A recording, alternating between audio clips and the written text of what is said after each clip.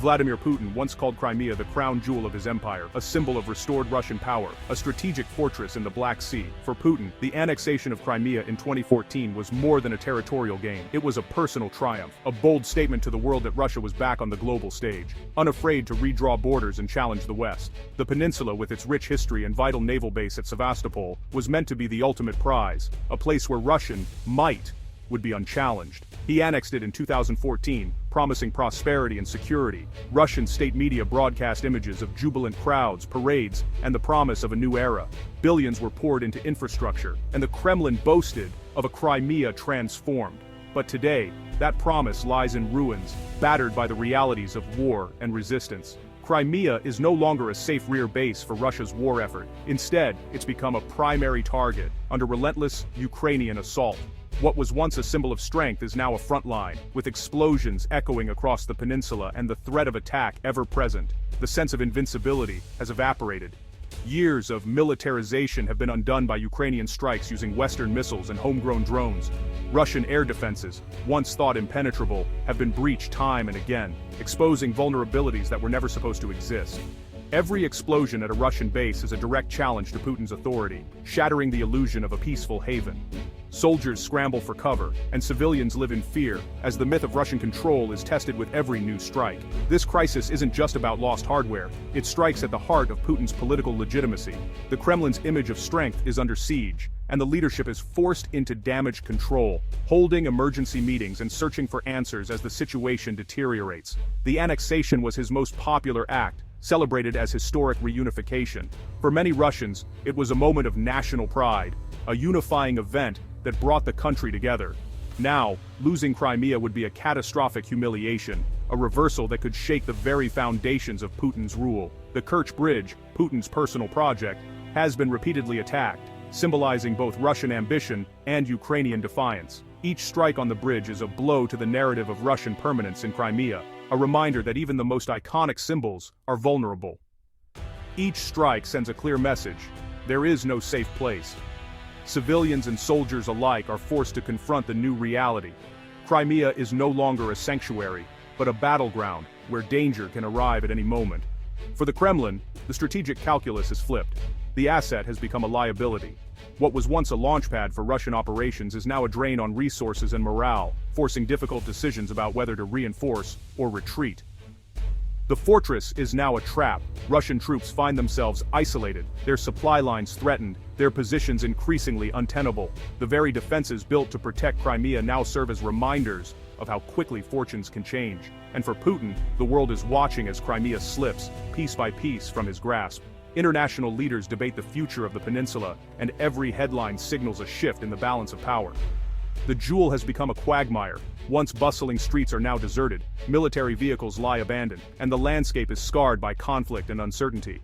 The dream of a prosperous, secure Crimea has given way to a grim reality. The nightmare is real, and it's unfolding in real time. As the world watches, the fate of Crimea hangs in the balance, and the consequences for Russia and for Putin grow more profound with every passing day. Ukraine's strategy in Crimea is a relentless campaign of 1,000 cuts, a methodical and persistent approach designed to wear down Russian forces over time, rather than seeking a single, dramatic victory. Instead of relying on one decisive blow, Ukraine is executing a series of calculated smaller attacks that collectively inflict significant damage and confusion. Ukrainian forces are targeting Russia's military machine with surgical precision, striking airfields, ammunition depots, command centers, and naval vessels. Each strike is carefully chosen to maximize disruption and minimize risk, demonstrating advanced intelligence and coordination. The overarching goal is clear: to make holding Crimea increasingly untenable for Russia, forcing them to stretch their resources thin and question the viability of their occupation. Strikes have devastated key airbases like Saki and Belbek, crippling Russia's air power and logistics. These attacks have destroyed aircraft, disrupted flight operations, and severely limited Russia's ability to reinforce or resupply its forces by air. By systematically destroying radar and air defense systems, Ukraine is opening corridors for deeper, more frequent strikes, making it harder for Russia to predict or intercept incoming attacks. The Kerch Bridge, a vital supply artery, is under constant threat, forcing Russia to reroute logistics onto longer, riskier paths. Every attack on the bridge disrupts the flow of troops, equipment, and supplies, compounding Russia's logistical headaches. Attacks on oil terminals and railways are starving the Russian war machine of fuel and ammunition, slowing down their operations and making it harder to sustain their military presence. The psychological impact is immense. Russian soldiers in Crimea now live under constant threat, their morale shattered by the unpredictability and frequency of Ukrainian strikes. Fear and uncertainty are spreading through the ranks. There are no safe havens left. Any barracks, ship, or command post can become a target at any moment, keeping Russian forces on edge and constantly on the move. Ukraine is proving it can strike anywhere, anytime, using a mix of drones, missiles, and special operations to keep Russian forces guessing and off balance. The message to Russian troops is unmistakable: you are not safe here. Every day brings new risks, and nowhere in Crimea is beyond Ukraine's reach. It's only a matter of time before the cumulative effect of these relentless attacks forces a reckoning. The clock is ticking for Russia's hold on Crimea. While Ukraine targets military sites, civilians in Crimea are caught in the crossfire. The peninsula's militarization has turned cities into garrisons, now under siege. Russian logistics are collapsing, creating a slow-motion humanitarian disaster. Grocery shelves are bare, supply chains choked, and water is strictly rationed. Hospitals prioritize wounded soldiers, leaving civilians with little care. The promise of a better life under Russian rule has vanished. Air raid sirens and explosions are constant. Beaches and tourist spots are deserted. The tourism industry is dead, and daily life is marked by deprivation and fear. For Crimeans, the fortress is now a prison. Survival has replaced hope. Facing setbacks in Crimea, the Kremlin has turned to brutal retaliation, targeting Ukrainian civilians and infrastructure. Unable to stop Ukraine's strikes, Russia aims to break Ukrainian will by plunging cities into darkness and cold. State media openly calls for attacks on power plants and water supplies, framing it as justified revenge. Massive missile and drone barrages have left millions without electricity, heat, or water. This is not collateral damage, it's a deliberate campaign to weaponize winter. The strategy reveals Russia's frustration and military failure. A confident army strikes the enemy's forces. A desperate one targets homes and hospitals. International observers call it what it is: a campaign of terror. It's cruelty born of weakness, not strength. Ukraine's campaign in Crimea is visible to the world, thanks to modern technology. Satellite images show Russian airbases reduced to rubble, proof Moscow can't hide. Dramatic footage from Ukrainian drones and partisans captures explosions and strikes up close. NASA's FIRM system tracks fires from space, confirming attacks on oil depots and bases. These images validate Ukraine's claims and shatter Russian propaganda. Moscow can't deny a smoldering naval HQ seen from orbit. The visual evidence is a psychological weapon exposing the myth of Russian invincibility. Every new image chips away at Putin's image of control. Crimea's decline is told through the voices of those living it. The stories are raw, filled with a sense of loss and uncertainty. Each voice adds a layer to the unfolding tragedy, painting a vivid picture of a region in turmoil. Russian soldiers describe plummeting morale, incompetent leadership, and constant fear of Ukrainian strikes. Their words reveal a deep-seated frustration, a sense of betrayal by those who were supposed to lead them. They speak of sleepless nights and endless waiting, haunted by the specter of an unseen enemy. They feel like sitting ducks, abandoned by command. The trenches offer little comfort, and the barren landscapes only amplify their isolation. Each day feels like a test of endurance, with no end in sight.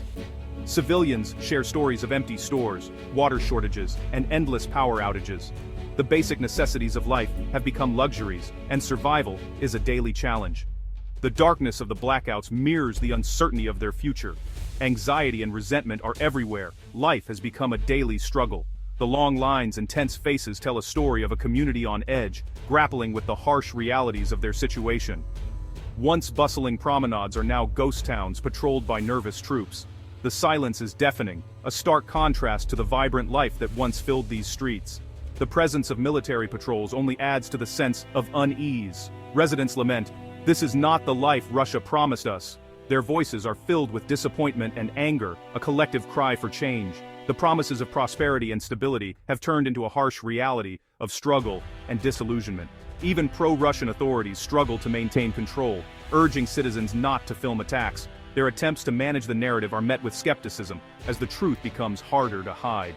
The gap between official statements and reality grows wider. The contrast between the polished words of officials and the grim reality on the ground is stark, fueling further discontent among the populace. Both soldiers and civilians tell the same story. The fortress is failing. Their shared experiences highlight a common struggle, a sense of unity in adversity. The once mighty garrison is crumbling under the weight of its own failures. The people are paying the price. Hope is fading fast. The faces of the elderly, the worried parents and the innocent children tell a story of despair. The future seems bleak, and the cost of this conflict is all too real. Military failures in Crimea are exposing cracks in Putin's armor. Hardline nationalists, once his supporters, now openly criticize the Kremlin's leadership. Figures like Igor Girkin blame incompetence and corruption for Russia's setbacks. These voices can't be dismissed as Western propaganda. They resonate with Putin's base. The loss of troops and hardware, including the Black Sea Fleet's flagship, is staggering. Russia now relies on poorly trained conscripts, further weakening its military. The myth of Putin as a master strategist is eroding. He appears reactive and isolated, unable to protect Crimea. The cracks are deepening, threatening the foundation of his regime. The question is no longer if his authority will be challenged, but when. Discontent in Crimea is a powder keg. Military defeat, hardship, and broken promises fuel unrest. Open protest is suppressed, but anger simmers beneath the surface. Russia's options are narrowing: more brutal strikes, tighter control, and harsher crackdowns. Putin cannot afford to lose Crimea, but Ukraine refuses to negotiate away its territory. The deadlock is total. Neither side can back down. Diplomacy is stalled. Escalation is likely. The suffering of civilians will continue as the battle for Crimea intensifies. The war has entered a grinding phase of attrition, with Crimea at its center. The outcome will shape the future of both nations for decades. Peace is nowhere in sight.